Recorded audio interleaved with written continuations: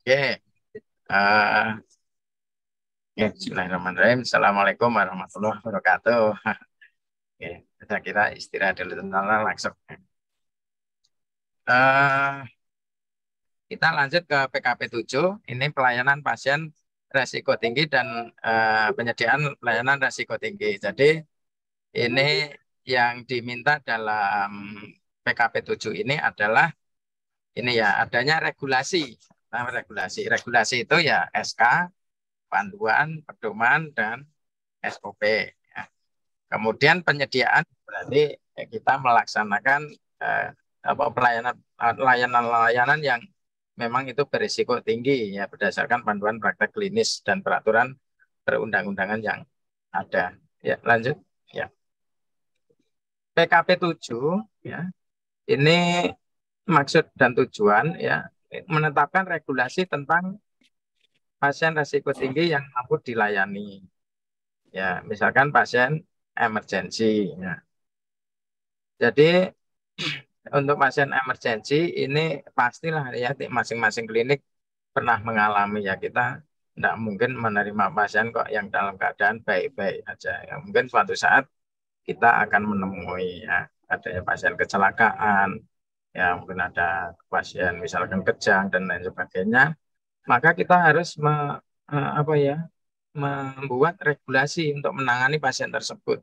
Jadi karena pasien itu resiko tinggi, jadi ada istilahnya 50-50. Pasien itu bisa berhasil, bisa gagal, atau bahkan juga bisa meninggal. Seperti itu. Maka di sini kita memang membuat regulasi. Ada pasien emergensi ya, yang pokok kita sediakan adalah ini inform consent tadi, ya, inform consent tadi ya gitu. Kemudian pasien dengan penyakit menular, ya, ini beresiko tinggi ya. Mungkin ini bukan bukan emergensi ya. Ini tapi ini beresiko tinggi. Resiko tinggi apa? Karena bisa saja kita malah menjadi tertular ya, kayak COVID kemarin. Gitu. Ya, bisa jadi ini malah menjadi apa ya KLB ya. Jadi ini juga harus dibuat regulasinya. Pasien dialisis ini resiko tinggi juga ya dialisis ini. Kemudian resiko bunuh diri ini juga perlu kita hormati. Kemudian pasien lansia, pasien rentan, anak-anak, pasien berisiko tindak kekerasan atau ditelantarkan. Lanjut. Ya, ini pasien risiko tinggi. Jadi pelayanan pasien dengan penyakit menular, maka di sini berkaitan dengan PPI kita. Jadi PPI kita ini harus memang betul-betul ya, ada regulasinya, ada regulasinya. Jadi ini berkaitan dengan yang kita pelajari kemarin. Jadi di situ memang yang pokok itu rantai penularan ini harus kita putus. Caranya seperti apa? Caranya dengan melaksanakan 5 program PPI itu. Jadi program yang pertama itu adalah kewaspadaan isolasi. Isolasi ini ada dua ya, ada standar, ada transmisi. Ya standar itu kita tetapkan, kita SK-kan. Jadi penyakit apapun ya secara standar ya harus kita patuhi ini standar ini. Baik ada pandemik maupun tidak ada pandemik. Beda dengan kewaspadaan transmisi. Kalau transmisi itu sesuai ada pandemik apa di sana. Kalau COVID kemarin kan ada berdasarkan ini ya transmisi droplet airborne ya. Maka itu ada jenenge istilahnya SOP yang untuk mencegah itu transmisinya supaya ya enggak menjadi berkembang ya. Nah, kemudian kalau standar ini berkaitan dengan ini ya, kalau di FKTP itu ada 10 ya, ada 10 kewaspadaan standar ini. Linen, kemudian tentang APD, kemudian tentang ini ya, apa itu sterilisasi alat itu. Kemudian kalau program yang kedua ya itu tentang ya bundle HIS itu berkaitan dengan IDO, infeksi daerah operasi. Kemudian ISK ini karena pemasangan kateter urin. Nah, itu kemudian ada flebitis, yaitu karena pemasangan infus. Jadi itu ada bundle-bundle yang kita buat ya. Kemudian antibiotik secara bijak. Jadi kalau itu indikasi virus, ya jangan beri antibiotik. Nah, itu. Tapi kalau itu bakteri, maka berilah antibiotik. Ya. Kemudian program keempat itu diklat. Jadi tim-timnya panjenengan semua, ya PJ Mutu, PJ PPI itu harus kompeten. Jadi harus mengikuti workshop tentang PPI, bisa dengan luring, bisa dengan daring yang ada ya, bisa panjenengan ikutkan di PJ PPI itu. Nah, kemudian surveillance, ya, surveillance ini berkaitan nanti ya dengan membuat ikra. Ya. Ikra nanti diajari kalau workshop PPI nanti membuat ikra. Nah, itu kemudian melakukan surveillance, ya itu ini menjadi apa ya program dari PPI itu. Kemudian untuk yang berisiko tinggi ini mungkin tidak bersifat emergensi, namun ini harus kita tata laksana untuk rencana dilakukan pelayanan di rumah sakit. Di rumah sakit misalkan apa? Misalkan kita ketika ada kunjungan ibu hamil ternyata ada letak lintang. Nah, letak lintang, maka kita berikan edukasi, motivasi bahwa ini harus lahir di rumah sakit. Nah, itu tidak boleh nanti pas tiba-tiba his kenceng-kenceng itu ke klinik, ya sebaiknya langsung ke rumah sakit karena ini ada berisiko tinggi. Ya, kemudian mungkin ini ya kali ini gambar dialisis dan ini kemudian berkaitan mungkin dengan emergensi di IGD dan sebagainya. Jadi melakukan tindakan-tindakan kita itu ya memang harus betul-betul ya strict tenan untuk inform consent. Jadi pasien yang memang berada dalam kondisi emergensi, misalkan kejang itu, atau mungkin gangguan ketika kita suntik, gangguan jantung ya ketika kita suntik itu untuk pemacu itu ya mungkin ya memang sudah waktunya ketika meninggal kita sudah aman, tenang gitu. Jadi ini inform consent ini harus diperhatikan. Kemudian jangan lupa ya SPO tentang identifikasi pasien resiko tinggi ya.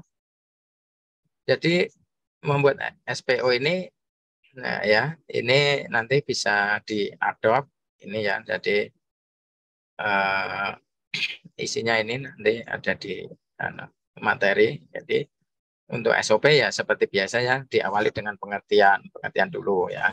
Identifikasi pasien risiko tinggi ya, merupakan upaya keselamatan pasien yang dilakukan untuk menjamin pasien terhindar dari bahaya yang mengancam dirinya yang disebabkan karena pasien mendapat pelayanan risiko tinggi ataupun karena keberadaannya yang memerlukan pemantauan dan pengawasan ketat. Pak Nuk, waktu saya sampai jam berapa ya nanti ya? Halo? Jam 12 atau jam 11.45 ya?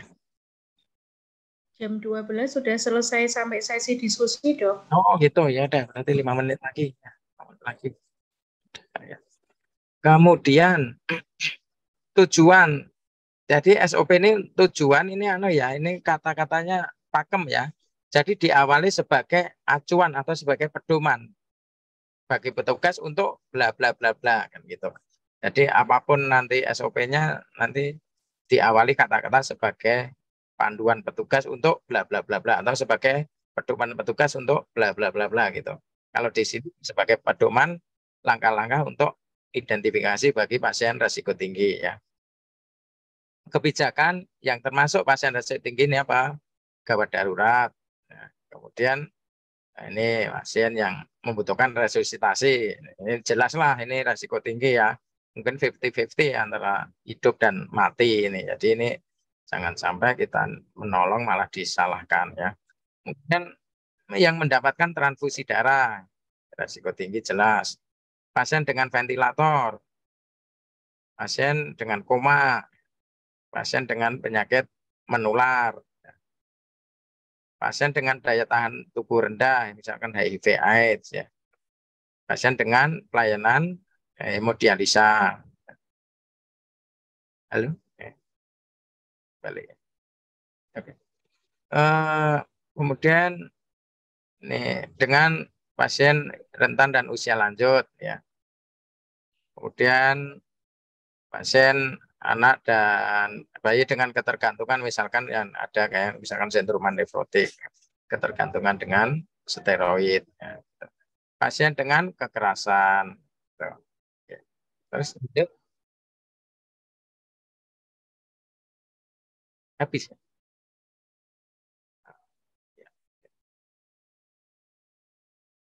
Oh ya, udah habis. Jadi ini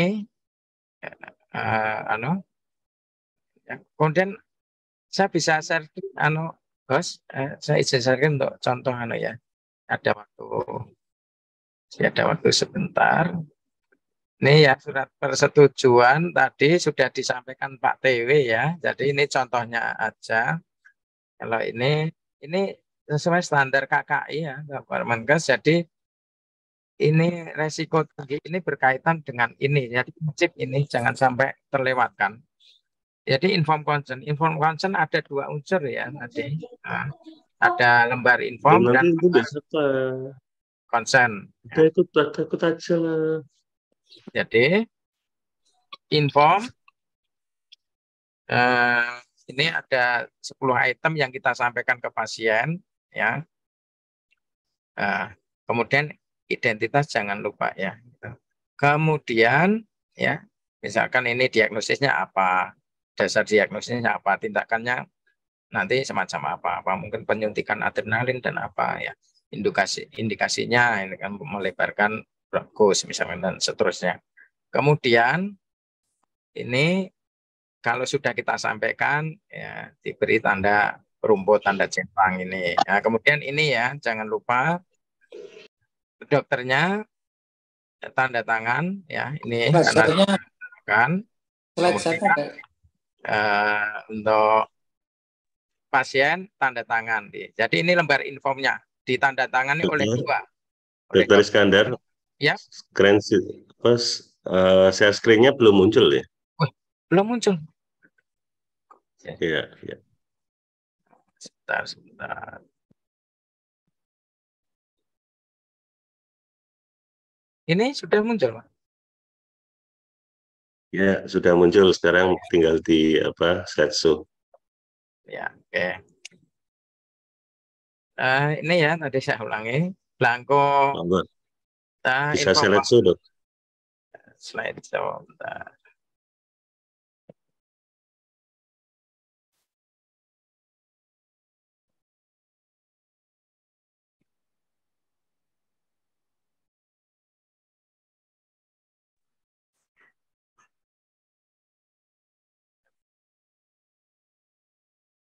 Saya besarkan aja ya, karena ini bentuknya dokumen. Dok. Oh iya, boleh. Monggo.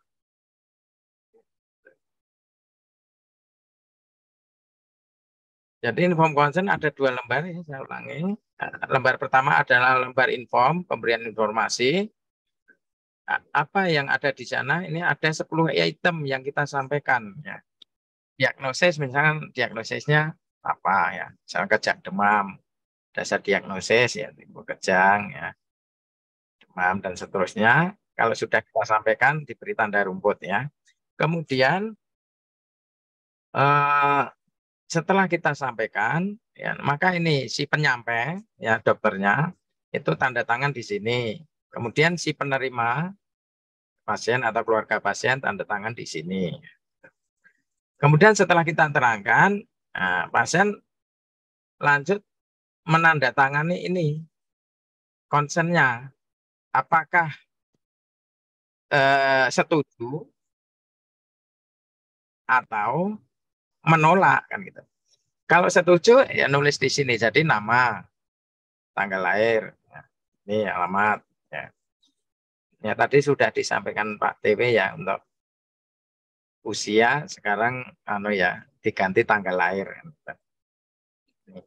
Jadi kalau ini setuju, maka di sini ada 3 tanda tangan ya, yang menyatakan pasiennya siapa, ada saksi-saksi, mungkin satu ya dokternya, satu perawatnya atau keluarga dari sana.